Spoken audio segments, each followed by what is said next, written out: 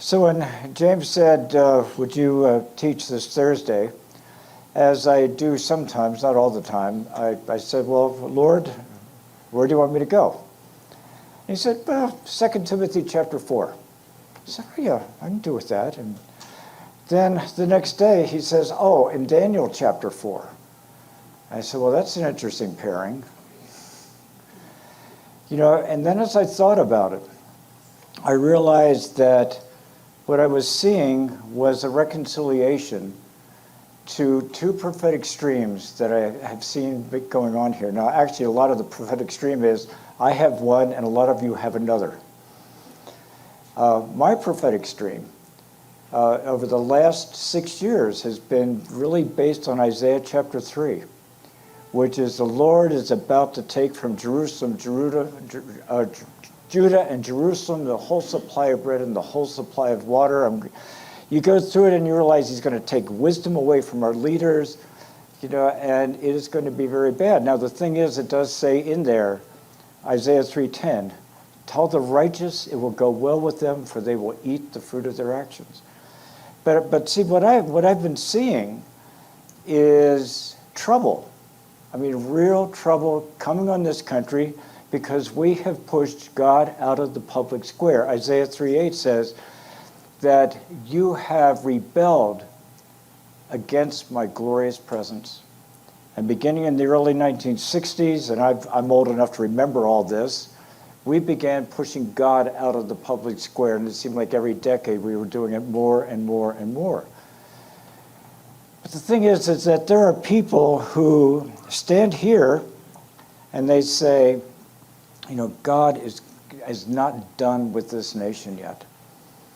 And quite frankly, I've been looking at that and saying, I don't see it. And then these two first scriptures came together, and as I will show you, in a sense, it is a blueprint, I think, for the future of this country that includes that the Lord is not finished with us yet. So I'm going to start with Daniel chapter 4, which consists of a dream that Nebuchadnezzar had, Daniel's reaction to the dream, which has always fascinated me, the interpretation of the dream, and then the outcome. So the dream basically begins with this. Nebuchadnezzar is on bed at night, and he has a dream of this huge tree. The tree is the home for birds nesting and things like that, and it's just a magnificent tree. And he's described and so forth, and then it gets to here. Sorry, wrong direction. Nebuchadnezzar, he's the one who's writing this. I was looking in the visions in my mind, and as I lay on my bed, and behold, an angelic watcher, a holy one, descended from heaven. He shouted out and spoke as follows: chop down the tree and cut off its branches, strip off its foliage and scatter its fruit.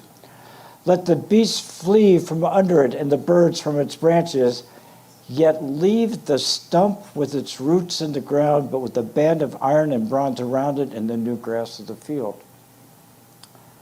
And let him be drenched with the dew of heaven, and let him share with the beasts in the grass of the earth. Let his mind be changed from that of a man, and let a beast mind be given to him.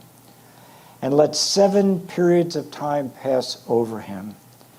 This sentence is by the decree of the angelic watchers, and the decision is a command of the holy ones, in order that the living may know that the Most High is ruler over the realm of mankind, and bestows it on whom he wishes, and sets over it the lowliest of men.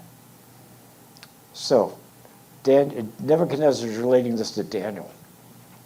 And you need to understand about Nebuchadnezzar, he was a brutal king. Just go back to the beginning of the book of Daniel when Nebuchadnezzar had a dream and he says, I need it interpreted, and his astrologers, they come and say, well, tell us the dream first. And Nebuchadnezzar says, I'm not going to tell you the dream first, you're going to tell me the dream. And if not, you are going to die. Very arbitrary, but this is Nebuchadnezzar. I mean, he is one of those kings who will kill his cook if his food is not salted enough. So he relates this to Daniel. All right. Daniel's reaction. Then Daniel, whose name is Belteshazzar, was appalled for a while as his thoughts alarmed him. Because Daniel knows the interpretation of the dream, and he basically at this point is saying, I'm going to tell Nebuchadnezzar this dream, and today is my last day on earth. Let me just say a little bit about Daniel. I mean, Nebuchadnezzar was a brutal king. I mean, as brutal as they come. And Daniel, the believer, was his right-hand man. I mean, I ponder the wisdom of Daniel to be able to give advice and counsel to such a brutal person. You know, I mean, and there's a lesson there for we Christians, us Christians in politics, in terms of how it is that we're able to be a righteous influence around evil. But in any case, so the king responded and said, Belteshazzar, do not let the dream or its interpretation alarm you. And notice what Daniel says, and this is one of the insights that I think we have into how Daniel survived decade after decade after decade under Nebuchadnezzar. Belteshazzar replied, Daniel replied, my Lord, if only the dream applied to those who hate you and its interpretation for your adversaries. Daniel survived because he was on Nebuchadnezzar's side, giving him good counsel, you know, as well as the protection of the Lord. Okay, so what goes on from here? And I'm going to get, it's okay, it's that one over here. So this is the interpretation, O king. And this is the decree of the Most High, which has come upon my Lord the King, that you be driven away from mankind and your dwelling place be with the beasts of the field.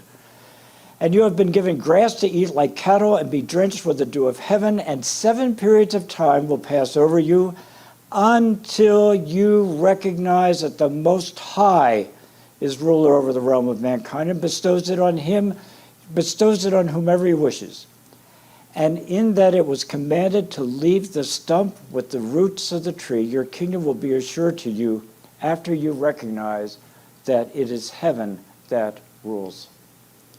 Therefore, O king, may my advice be pleasing to you. Break away now from your sins by doing righteousness, and from your iniquities by showing mercy to the poor, in case there may be a prolonging of your prosperity. So, as prophesied, Nebuchadnezzar became insane and dwelt in the fields eating grass like an ox for 7 periods, which is maybe months or years. Yeah. His kingdom and place were preserved.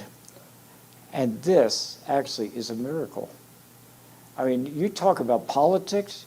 You leave a vacuum like that for 7 years, right? And it's there when you come back. I mean, do you see where the Lord is revealing that I give sovereignty to whomever I wish, because nobody else can fill it while you're gone. But at the end of that period, I, Nebuchadnezzar, raised my eyes toward heaven, and my reason returned to me. And I blessed the Most High and praised and honored him who lives forever, for his dominion is an everlasting dominion, and his kingdom endures from generation to generation. Nebuchadnezzar became a believer. It's interesting, one of the other dreams in Daniel talks about a lion, a beast coming up from the sea. And it talks about how the lion was stood on 2 feet and a human mind was given to him. And that was Nebuchadnezzar. You know, he recognized that the Most High God was king over the earth. So, now, apparently I forgot to put a quote in here, so I'm going to have to go back to my beginning. This is one of the things that Nebuchadnezzar said.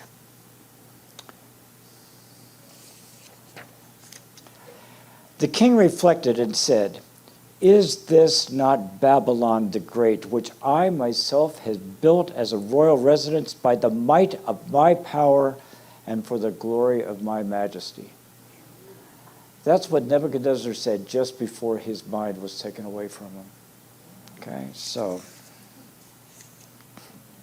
the thing is,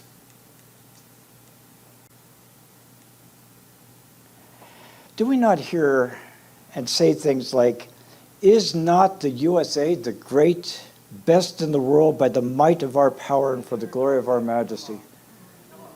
Right? Why do people want to come to the United States? Because we're the greatest nation on the face of the earth. But have we not turned away from acknowledging that the Lord is the foundation on which all this was built? Like I said, when in the 1960s, we began, I don't know if you know this, but when I was in grade school, I would go and I would sit down in my class and the teacher would take out her Bible and she would read a psalm or from the New Testament and we would pray in school. And that was the first thing that was removed in the 1960s. And then along with the Ten Commandments, along with all kinds of things that says, hey, you can't talk about Jesus as an valedictorian speech. You can't do that. Separation of church and state. And after a while, you begin to realize that the church, as far as the state is concerned, ends with my skin. Okay? In here, it's the church. Maybe in the walls too. But if I'm out in public, in my soul is the church. Here's my skin. Out here is the state. And we've been doing that. So, what to make of the prophecies that the USA will return? All right, Nebuchadnezzar experienced a period of insanity. Have you seen the pregnant men emojis? Okay, we had a Supreme Court nomination, and she was asked, "What is a woman?" Yeah. Right? And her answer is, "I don't know. I'm not a biologist." Okay. Is this insanity or what? Okay. I mean, and let me tell you, it's just a beginning, but we are down the road to insanity because we have rejected the wisdom of God. One of the things about Isaiah 3:8, it says, "I will make mere lads their princes, and capricious children will rule over them." Well, I mean, he may be in his upper 70s, but there's an aspect where he is capricious and acting like a child. And by the way, Donald Trump was a little bit the same way too. Okay, I mean, really, we could have done better, in terms of things. All right. Now, where did Nebuchadnezzar end up with? A sudden vocal recognition of the Lord as sovereign, and that it is his kingdom that this country serves. So, here's the thing. We are in for a tough road. Like Nebuchadnezzar, our leaders, our government, our country is going to go down an insane path. But remember the root that was preserved? You're the root. We Christians are the root of this nation. This nation was founded on Christian principles. And because the church in the U.S. is strong and it will experience revival, it is the root from which the United States can be reborn. But there's a but for us, and this is our part. And suddenly, we're in 2 Thessalonians chapter 4. The context here, this is the last letter that Paul wrote, and he's writing to Timothy. And basically, Paul is stating, even in this very passage here, that he is about to be executed. I mean, this is our last words for Paul. And Paul is passing the torch to his virtual son, Timothy. And he says this, I solemnly charge you. And in our case, I solemnly, through Paul, I solemnly charge you. In the presence of God and of Messiah Jesus, who is the judge living in the dead, and by his appearing and his kingdom. Preach the word. Be ready in season and out of season. Reprove, rebuke, exhort with great patience and instruction. For the time will come when they will not endure sound doctrine, but wanting to have their ears tickled, they will accumulate for themselves teachers in accordance to their own desires, and will turn away their ears from the truth and turn aside to myths. Kind of like going insane. Turning away from truth, going to myths. But you, be sober in all things, endure hardship, do the work of an evangelist, fulfill your ministry. For I, Paul, am already being poured out as a drink offering, and the time of my departure has come. I have fought the good fight. I have finished the course, I have kept the faith, and in the future there is laid up for me the crown of righteousness, which the Lord, the righteous judge, will award to me on that day, and not only to me, but also to all who have loved his appearing. Don't you love that last line? Loved his appearing. A righteous crown to all who loved his appearing. Okay, now, some practical matters. Our part. Look always to the coming kingdom. Okay? We are citizens of the United States, and we're patriots. We love this country. But we have to love the kingdom more.